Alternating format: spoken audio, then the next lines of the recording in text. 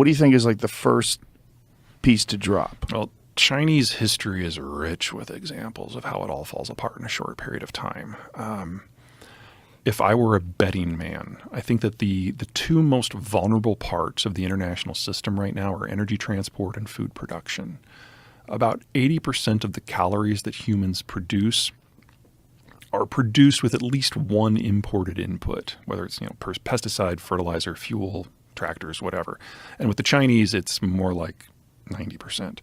90% is imported. Yeah. Well, no, not their food is imported. The inputs. The inputs. The input strain. And 90% of the calories they produce are dependent upon a foreign support system.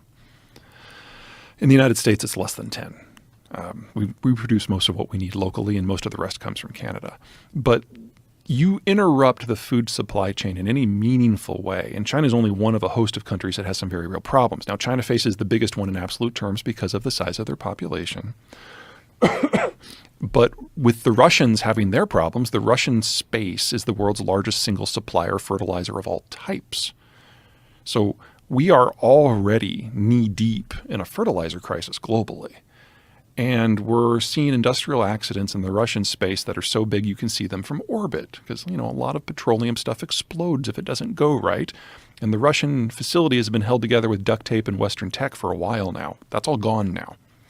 So China, being kind of the last man in line to get a lot of this stuff, is in a very vulnerable position. We're probably going to see about 1 million barrels a day of Russian crude fall offline within the next few weeks as part of the price cap that the Europeans are putting into place. But more important, all the insurance firms have said they're not going to deal with Russia anymore. So you're not supposed to sail at all with your ship if you don't have an insurance policy. So countries like China and India are stepping in and offering sovereign indemnifications, but that's something they've never done before. And so if there's ever a case where a ship, for whatever reason, needs to file a claim, it's going to immediately go to international arbitration because they have no method for the payout. As soon as that happens, no one's going to take an Indian insurance policy again. That's another 1 million to 2 million barrels a day that goes offline. And then all the crude that the Chinese get from eastern Siberia is from fields that the Russians never developed themselves. That was all BP. BP's gone.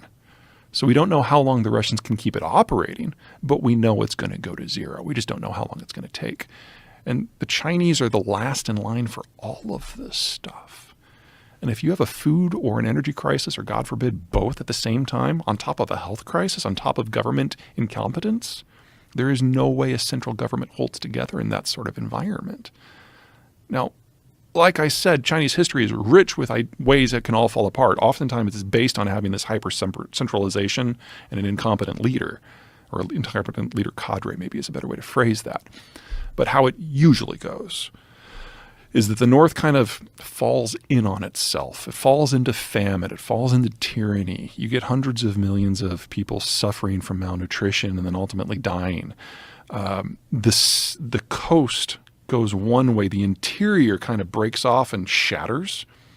And then the cities of the coast in the south, your Shanghai, your Fujian, your Guangzhou, your Hong Kong, they basically become independent city-states and integrate with foreign powers primarily in order to get food. And if you look back at the last 14 centuries, for almost that entire period until 1945, the city-states have been dependent upon foreigners to keep themselves alive. So we're really just reverting to a historical mean here.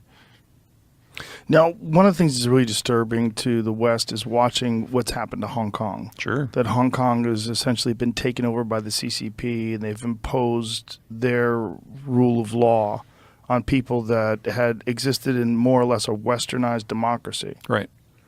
Like, how do they control that? The Chinese? Yeah, I mean... Well, Hong Kong would probably be one of those cities that splits off. But for that to happen, you first have to have the northern section basically fall in on itself. As long as there are security services, these southern cities can't go their own way. But as soon as something happens to those security services and they're focused on the homeland in the north, then the southern cities are going to bolt. Now, what does China think about? Did they have an understanding of this collapse, or is it just because of Xi's power over everyone that none of this gets discussed, so there's no planning? This is one of the beautiful things about authoritarianism is they start telling stories and eventually they believe them. It happened in Russia. It's happening in China. Chinese academics as recently as 10 years ago were very, very aware of this, and it shaped government policy. They wanted to make sure that the Democrats, little d, in Hong Kong didn't get too uppity. They tried to make sure that there were people from the South on the Politburo. But as we've gotten into a more ossified and centralized decision-making system, all of the lessons of the past are going away, and it's all about central control. And they're, once again, because this is another trend that pops up in China over and over again, they're forgetting their own history. But China has always been thought of as a country, at least the narrative has always been that they plan long game. Yeah, that's a bunch of crap. Is it? Yeah, no, the Chinese are just as bad as everyone when it comes to ideological blinders and short-term decision-making. And the more isolated and concentrated the the tools of power become, the more problematic that becomes. So what is their plan on getting through what you think is a 10-year timeline for their demise? Beat the nationalist drum so that when the food and the energy run out, everyone is banding together simply because they're Han Chinese. That's it?